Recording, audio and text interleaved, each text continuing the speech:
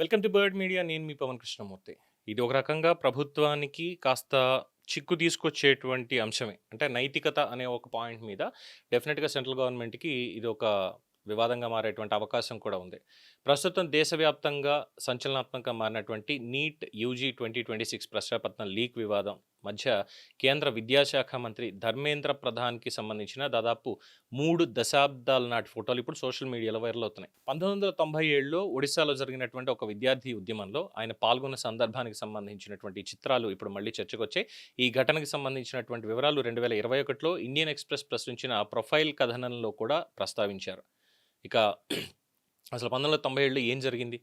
1997లో ఒడిశాలో జరిగినటువంటి ఒక రాష్ట్ర స్థాయి పోటీ పరీక్ష ప్రశ్నాపత్రం లీక్ అయిందనే ఆరోపణలు వెలువడ్డాయి.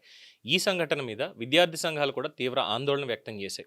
అప్పట్లో అఖిల భారతీయ విద్యార్థి పరిషత్ ఏబీవీపీ జాతీయ కార్యదర్శిగా ఉన్నటువంటి ధర్మేంద్ర ప్రధాన్ కూడా ఈ ఉద్యమంలో ఆయన అప్పట్లో పాల్గొన్నారు. ప్రశ్నాపత్రం లీక్ సమగ్ర విచారణ జరపాలి, బాధ్యుల మీద చర్యలు తీసుకోవాలి అంటూ విద్యార్థులు డిమాండ్ కూడా చేయడం జరిగింది. ఇక ఈ ఉద్యమంలో భాగంగానే భువనేశ్వర్లో ఒడిశా సచివాలయం ముందు భారీ నిరసన కార్యక్రమం చేశారు. అప్పటి నివేదికల ప్రకారం దాదాపుగా 1500 మంది విద్యార్థులు ఈ ఆందోళనలో డైరెక్ట్‌గా పాల్గొన్నారు. ఇక పరిస్థితులు ఉద్రిక్తంగా మారడంతో పోలీసులు లాఠీచార్జ్ చేశారు. ఈ ఘటనలో ధర్మేంద్ర ప్రధాన్ కూడా గాయపడ్డారు. ఆయనకు కూడా ఎముకలు విరిగాయని అప్పట్లో కథనాలు కూడా పేర్కొన్నాయి. ఇక ఇందులో ధర్మేంద్ర ప్రధాన్ ఎందుకు పాల్గొన్నారు? 1997లో ధర్మేంద్ర ప్రధాన్ ఎలాంటి పదవిలో లేరు. ఆయన కేవలం విద్యార్థి నాయకుడిగా ఏబీవీపీ తరఫున పనిచేస్తున్నారు. విద్యార్థుల తరఫున ప్రశ్నాపత్రం లీక్ మీద విచారణ జరపాలి అని, బాధ్యుల మీద చర్యలు తీసుకోవాలని కూడా డిమాండ్ చేస్తూ ఈ ఉద్యమంలో ఆయన పాల్గొనడం జరిగింది. మరి 2026లో జరిగినటువంటి నీట్ యూజీ ప్రశ్నాపత్రం లీక్ వివాదం ఇప్పుడు దేశవ్యాప్తంగా తీవ్ర చర్చకు దారితీస్తున్న సమయంలో ఈ కేసులో దర్యాప్తులు, అరెస్టులు, నేషనల్ టెస్టింగ్ ఏజెన్సీ నిర్వహించిన రీ ఎగ్జామినేషన్, ఈ పరిణామాలన్నీ చోటు చేసుకుని ప్రధాని కూడా స్పందించారు. ఫాస్ట్ ట్రాక్ కోర్టులు ఏర్పాటు చేశారు. ఈ నేపథ్యంలోనే వివిధ విద్యార్థి సంఘాలు, రాజకీయ పార్టీలు కేంద్ర విద్యాశాఖ మంత్రి ధర్మేంద్ర ప్రధాన్ రాజీనామా చేయాలని డిమాండ్ చేస్తున్నాయి. కాంగ్రెస్ జనతా పార్టీ కూడా తన నిరసన కార్యక్రమాల్లో ఇదే డిమాండ్ని ప్రధాన అంశంగా ప్రస్తావిస్తోంది. మళ్ళీ ఇప్పుడు ఎందుకు చర్చలోకి వచ్చింది? ప్రస్తుతం సోషల్ మీడియాలో వైరల్ అవుతున్నటువంటి ఈ ఫోటోలు ఒక విషయాన్ని గుర్తు చేస్తున్నాయి. 1997లో ప్రశ్నాపత్రం లీక్ మీద ఒక విద్యార్థి నాయకుడిగా వీధుల్లోకి వచ్చి ఉద్యమం చేసి దెబ్బలు తిన్నటువంటి ధర్మేంద్ర ప్రధాన్ ఇప్పుడు కేంద్ర విద్యాశాఖ మంత్రిగా పవర్లో ఉన్న సమయంలో మరో ప్రశ్నాపత్రం లీక్ వివాదం మీద ఆయన విమర్శలు ఎదుర్కొంటున్నారు. ఈ రాజకీయ, సామాజిక నేపథ్యమే పాత ఫోటోలు మళ్ళీ వైరల్ కావడానికి ఇక్కడ ప్రధాన కారణంగా మారింది. సో దీంట్లో ఉన్నటువంటి ముఖ్యాంశాలు 97లో ఒరిస్సాలో రాష్ట్ర స్థాయి ప్రశ్నాపత్రం లీక్ మీద ఆరోపణలు. అప్పట్లో ఏబీవీపీ కార్యదర్శిగా ఉన్న ధర్మేంద్ర ప్రధాన్ ఇప్పుడు విద్యాశాఖ మంత్రిగా, అప్పుడు ఉద్యమ నాయకుడిగా ఉద్యమంలో పాల్గొన్నారు. సచివాలయం ఎదుట సుమారు 1500 మంది విద్యార్థుల నిరసన, పోలీసుల లాఠీచార్జి, అందులో ధర్మేంద్ర ప్రధాన్కి గాయాలు అనేవి అప్పటి నివేదికలు ఇవన్నీ కూడా. సో ప్రస్తుతం నీట్ యూజీ 26 పేపర్ లీక్ వివాదంలో ఈ నేపథ్యంలోనే పాత ఫోటోలు మళ్ళీ ఇప్పుడు సోషల్ మీడియాలో వైరల్ అవుతున్నాయి. సరే తీసుకొచ్చారు, వైరల్ అవుతున్నాయి, ఫైన్. కానీ ఇక్కడ నైతికంగా వచ్చేటువంటి ప్రశ్న ఒక్కటే. మీరు విద్యార్థిగా ఉన్నప్పుడు, విద్యార్థి నాయకుడిగా ఉన్నప్పుడు ఆ రోజు పేపర్ లీకేజ్ మీద అనుసరించినటువంటి పంథా ఈరోజు మీరు ఎందుకు చేయలేకపోతున్నారు?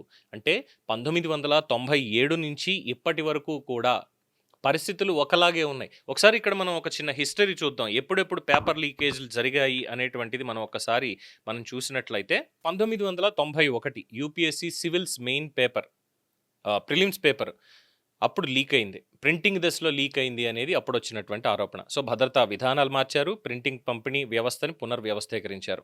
అలాగే 1997 ఐఐటీ జేఈఈ ఎస్ఆర్ బొమ్మై సెంట్రల్ ఎడ్యుకేషన్ మినిస్టర్గా ఉన్నప్పుడు లక్నోలో ప్రశ్నాపత్రం లీక్ అయిందన్న ఆరోపణ, పోలీసు విచారణ, భద్రతా వ్యవస్థని బలోపేతం చేశారు.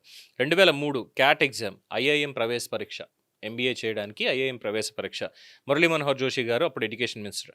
ఈ లీక్ కారణంగా మళ్ళీ తొలిసారిగా రీటెస్ట్ అనేది చరిత్రలో నిర్వహించడం అనేది జరిగింది క్యాట్ ఎగ్జామ్కి.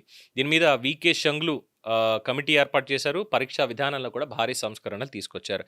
2004లో ఏఐపిఎంటీ ఎగ్జామినేషన్ పేపర్ లీక్ అయింది. మురళీ మనోహర్ జోషి గారు అప్పుడు ఉన్నారు. ప్రశ్నాపత్రం లీక్ ఆరోపణలు వచ్చాయి. పరీక్ష మళ్ళీ నిర్వహించారు, భద్రతని కట్టుదిట్టం చేశారు. 2007 CA common proficiency test CPT, Arjun Singh ఆ రోజు ఉన్నటువంటి విద్యాశాఖ మంత్రి. ప్రశ్నాపత్రం లీక్ ఆరోపణలతో పరీక్ష రద్దు, మళ్ళీ నిర్వహించారు. ఎఫ్ఐఆర్ నమోదైంది, హై లెవెల్ కమిటీ కూడా ఏర్పాటు చేశారు. ఇక 2015 ఏఐపిఎంటీ సేమ్ స్మృతి ఇరానీ బ్లూటూత్ పరికరాల ద్వారా ఆన్సర్లు పంపిన భారీ రాకెట్ బయటపడింది. సుప్రీంకోర్టే పరీక్షను రద్దు చేసింది. 4 వారాల్లో రీ ఎగ్జామ్ అయింది. అరెస్టులు చేశారు. భద్రతను పెంచారు సిబిఎస్ఈకి సంబంధించి. ఇక 2017లో జరిగినటువంటిది SSC CGL Prakash Javadekar education minister ఆన్లైన్లో పరీక్షా ప్రశ్నలు బయటకు వచ్చాయన్న ఆరోపణలు, దేశవ్యాప్తంగా నిరసనలు, సిబిఐ విచారణకు ఆదేశాలు, పరీక్షా విధానం మీద సమీక్ష చేశారు. అయితే దీనికంటే ముందు ఉన్నటువంటిది కూడా మనం దాని తర్వాత ఉన్నటువంటిది చూస్తే 2015లో అదైపోయింది. 18 ప్రకాష్ జవదేకర్ ఉన్నారు. CBSE 10th maths class, 12th economics ఇవన్నీ సోషల్ మీడియాలో వైరల్ అవ్వడం, మళ్ళీ ఎగ్జామ్ నిర్వహించారు, డిజిటల్ సెక్యూరిటీని పెంచారు, అంతా అయింది. 2021 నుంచి ఇప్పటి వరకు 21, 24, 26 మొత్తం 3 సార్లు సిటిఈటి సెంట్రల్ టీచర్ ఎలిజిబిలిటీ టెస్ట్ పరీక్ష జరుగుతూ ఉండగానే కొన్ని కేంద్రాల్లో ప్రశ్నపత్రాలు బయటకు వచ్చిన ఆరోపణలు, దర్యాప్తు ప్రారంభించారు, కేంద్రాల మీద చర్యలు తీసుకున్నారు, సిబిటి పరీక్షల భద్రతని పెంచారు. 2024 నీట్ యూజీ హజూరీబాగ్, బీహార్ ఈ ప్రాంతాల్లో ప్రశ్నాపత్రం లీక్ అయినట్లు సిబిఐ దర్యాప్తులో బయటపడింది. గ్రేస్ మార్కుల వివాదం వచ్చింది. సిబిఐ విచారణ అనంతరం ఎన్టీఏ ఉన్నతాధికారుల మార్పులు చేశారు. ఇస్రో మాజీ చైర్మన్ డాక్టర్ కె రాధాకృష్ణన్ ఆధ్వర్యంలో హైలెవెల్ కమిటీ ఏర్పాటు చేశారు. Public examination prevention of unfair means act 2024 అమలు చేశారు. డేటా సెక్యూరిటీ సంస్కరణలు చేశారు. 2024 యూజీసీ నెట్ ధర్మేంద్ర ప్రధానే ఉన్నారు. పరీక్ష జరిగిన మరుసటి రోజే ప్రశ్నాపత్రం లీక్ అనుమానాలతోటి పరీక్షలు రద్దు చేశారు. సిబిఐ దర్యాప్తు, పరీక్ష మళ్లీ నిర్వహించారు. ఎన్టీఏ విధానాల మీద సమీక్ష చేపట్టారు. 2026 మళ్లీ నీట్ యూజీ ధర్మేంద్ర ప్రధానే ప్రశ్నాపత్రం లీక్ ఆరోపణలు, దేశవ్యాప్తంగా వివాదం, సిబిఐ కేసు నమోదు, ప్రత్యేక దర్యాప్తు బృందాలు, పబ్లిక్ ఎగ్జామినేషన్ యాక్ట్ కింద కేసులు, భవిష్యత్తులో పరీక్ష భద్రతల మీద మరిన్ని సంస్కరణలు ప్రకటించారు. ఇవి జరిగింది. ఇందులో కామన్గా ఉన్నటువంటిది 2. ఒకటి పేపర్ లీక్ అయింది.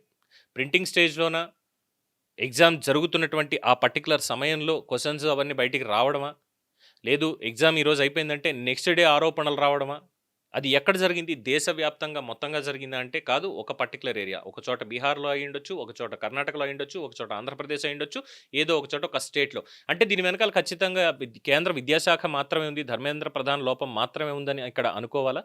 ఆర్ ఎవరైతే ఎడ్యుకేషన్ మినిస్టర్స్గా పనిచేస్తున్నారో ఇన్ని హిస్టరీల్లో కూడా వీళ్ళు మాత్రమే ఉన్నారు అని అనుకోవాలా? కాదు. దీని వెనకాల ఒక కార్పొరేట్ మాఫియా అనేది కూడా ఉంది. కార్పొరేట్ ఇన్స్టిట్యూషన్స్ మాఫియా అనేది కూడా ఉంది. మాకు మార్కులు ఎక్కువ రావాలి, మా ఇన్స్టిట్యూషన్కే ర్యాంకులు ఎక్కువ రావాలి అనేటువంటి ఒక స్వార్థం కూడా ఉంది. విద్యార్థుల జీవితాలతో ఆడుకునేది వాళ్ళు. ఒక మాఫియా దీని వెనకాల ఉంది. కోచింగ్ మాఫియా కూడా దీని వెనకాల ఉంది అనేది సమాజంలో జరుగుతున్నటువంటి చర్చే. ఇప్పుడు కేవలం ధర్మేంద్ర ప్రధాన్ మీద మాత్రమే మాట్లాడుతున్నటువంటి వాళ్ళు దీని మీద ఎందుకని మాట్లాడలేకపోతున్నారు? ఇక్కడ నేను ధర్మేంద్ర ప్రధాన్ని ఎట్టి పరిస్థితుల్లో సపోర్ట్ చెయ్యను. బికాజ్ 2021 నుంచి 26 వరకు జరిగినటువంటి దాంట్లో ఆయనే ప్రధానంగా ఇక్కడ విద్యాశాఖ మంత్రిగా ఉన్నారు. కానీ ప్రతి ఒక్కటి ముఖ్యంగా 24, 26 నీటికి సంబంధించి, అలాగే యూజీసీ నెట్కి సంబంధించినటువంటి దాంట్లో ఉన్నటువంటి ఆరోపణలు ఇవన్నీ కూడా సిబిఐ దర్యాప్తు అయింది. ఎన్టీఏ విధానాల మీద సమీక్ష చేశారు. ఇక్కడ ఎన్టీఏని రద్దు చేసేయమంటున్నారు, నేషనల్ టెస్టింగ్ ఏజెన్సీని. నీట్ రద్దు చేసేయమంటున్నారు మొత్తానికి. ఇంకా ఏం చేయాలి మరి అప్పుడు? పోనీ దానికి ఏమైనా సొల్యూషన్ ఉందా వీళ్ళ దగ్గర? లేదు. ఇలాగే ఇక్కడ ధర్మేంద్ర ప్రధాన్ దగ్గర నుంచి ఉన్నటువంటి తప్పు ఆయన మౌనం. ఒక విద్యార్థి నాయకుడిగా ఆ రోజు అంత ఆందోళన చేసి ఎముకలు కూడా విరగొట్టుకున్నటువంటి ఆయన మరి ఈ రోజు విద్యాశాఖ మంత్రిగా పూర్తి పవర్స్ ఆయన చేతిలో పెట్టుకొని తీసుకోవాల్సినటువంటి కఠినమైనటువంటి డెసిషన్స్ తీసుకోకుండా అన్న దగ్గర క్వశ్చన్ మార్క్ వస్తుంది. బికాజ్ 1991 నుంచి ఇప్పటి వరకు కూడా భద్రతా విధానాలు మార్చారు అనేటువంటిది కామన్గా ఉన్న 2వ పాయింట్. ఎన్నిసార్లు భద్రతా విధానాలు మారుస్తూ ఉన్నా ఎక్కడో లూప్ హోల్స్ ఉంటూనే ఉన్నాయి. ఎంత కఠినతరం చేస్తున్నా ఎక్కడో ఒకటి తప్పు జరుగుతూనే ఉంది. ఇది ఎవరిది? కేంద్ర ప్రభుత్వానికి మాత్రమే తప్ప ఇది? ఒక్కసారి ప్రతి ఒక్క సామాన్య పౌరుడు కూడా దీని మీద, అలాగే అక్కడ ప్రొటెస్ట్ చేసే ప్రతి ఒక్క విద్యార్థి కూడా ఆలోచించాల్సినటువంటి అవసరం ఎంతైనా ఉంది. ఇలా చెప్పుకుంటూ పోతే ఎన్నో పేపర్ లీక్లు అయ్యాయి, ఎన్నో జరిగాయి. మరి ఎందుకని చర్యలు తీసుకోవడం లేదు? ఎందుకు మౌనంగా ఉన్నారు ఇక్కడ ధర్మేంద్ర ప్రధాన్? ఈ మౌనాన్ని ప్రతి ఒక్కళ్ళు ప్రశ్నించాలి. రాజీనామా ఒక్కటే సొల్యూషన్ కాదు. రేపు ఇప్పుడు ధర్మేంద్ర ప్రధాన్ని తీసేసాం, ప్రధాని నరేంద్ర మోడీని తీసేసాం, ఇంకొక ప్రధానమంత్రి వస్తారు, ఇంకో విద్యాశాఖ మంత్రి వస్తారు. Can anybody give guarantee on paper leakage ఆగుతుంది అని ఎవరన్నా గ్యారంటీ ఇవ్వగలరా? ఇవ్వగలము, ఖచ్చితంగా ఇవ్వగలము అన్నవాళ్ళు ధైర్యంగా కామెంట్ చేయండి. యెస్, నేను దీనికి గ్యారంటీ ఇస్తాను. ఇక్కడ లీకేజ్ అనేది ఇక జరగదు. దీనికి ఇలా చెయ్యాలి. ఈ సొల్యూషన్ ఉంది అని సద్విమర్శ చేసేవాళ్ళు ప్రతి ఒక్కళ్ళు కూడా మీ సలహాలు కామెంట్స్‌లో తెలియచేయండి. కేవలం రాజకీయం మాత్రమే ఇందులో చూస్తాం. మా ఎజెండా మాత్రమే దీంట్లో ప్రతిబింబిస్తుంది అన్నవాళ్ళు దయచేసి మీరు కామెంట్స్ చేయకండి. ఎందుకంటే ఆ కామెంట్స్ వల్ల మా ఛానల్‌కి గాని, ప్రజలకు గాని ఎటువంటి ఉపయోగం కూడా లేదు. దీనికి ఇది గ్యారంటీ ఉంది పవన్. ఈ సంస్కరణలు తీసుకొస్తే, ప్రభుత్వం ఇలా చేస్తే ఖచ్చితంగా ఒక్కచోట కూడా లీకేజ్ అనేటువంటిది రాదు అని చెప్పేటువంటి మహాత్ములు, మహానుభావులు, విజ్ఞులు మీరందరూ కూడా మీ సలహాలని దయచేసి కామెంట్స్‌లో తెలియచేయండి. ప్రభుత్వానికి ప్రజల తరఫున వాటిని పంపిద్దాం. సో, ఇక్కడ నన్నిందాక ఒక మీడియా వాళ్ళు అడిగినటువంటి దానికి నేను చెప్పిన solution, correct me if I am wrong. రాజకీయాలకి అతీతంగా, రాజకీయాలతో సంబంధం లేకుండా, ఎందుకంటే ఇప్పటికి గొప్ప విద్యావేత్తలు మన భారతదేశంలో ఉన్నారు. గౌరవప్రదమైనటువంటి వాళ్ళు. అలాంటి వాళ్ళు ఒక 11 మందిని ఒక ప్యానెల్ కింద సెలెక్ట్ చేయమనండి. సీజేపీ చేస్తారా? ప్రతిపక్షాలు చేస్తాయా? ఇందులో ఏ ఒక్క రాజకీయ నాయకుడు ఆ 11 మంది ప్యానెల్‌లో ఉండడానికి వీల్లేదు. అది స్టెప్ నంబర్ 1. స్టెప్ నంబర్ 2, భారతదేశంలో ఉన్న అన్ని రాష్ట్రాల విద్యాశాఖ మంత్రులు, విద్యాశాఖ కార్యదర్శులు వీళ్ళందరినీ ఒక టీమ్ కింద ఫార్మ్ చేయండి. వాళ్ళందరూ కూడా మీటింగ్‌లో ఉండాలి. ఇది రెండో స్టెప్. మూడోది central cabinet. Education minister, home minister and prime minister. వీళ్ళు ఒక ప్యానెల్ కింద కూర్చోండి. కూర్చొని ఈ 11 మంది ఏవైతే చెప్తారో దాన్ని స్క్రూటినీ చేసి కేవలం 3 రోజులు, ఎక్కువ కూడా తీసుకోక్కర్లేదు. సెంట్రల్ విషయాలు అవసరం లేదు. పాత పార్లమెంట్ భవనంలో చాలా పెద్దగా స్పేస్ ఉంటుంది కాబట్టి హ్యాపీగా వీళ్ళు మాత్రమే అక్కడ కూర్చొని డిస్కస్ చేసి చెప్పండి. ఒక సొల్యూషన్ అనేది కేవలం 3 రోజుల్లో వస్తుంది. ఇది నా సలహా, నా సూచన. ఇక మీ అభిప్రాయం మీరు తెలియచేయండి. చూస్తూనే ఉండండి ది బర్డ్ మీడియా. ఈ వీడియో మీకు నచ్చినట్లయితే లైక్ చేయండి, షేర్ చేయండి, సబ్స్క్రైబ్ చేయండి. మరిన్ని అప్డేట్ల కోసం మా వాట్సాప్ నెంబర్ను సబ్స్క్రైబ్ చేసుకోండి.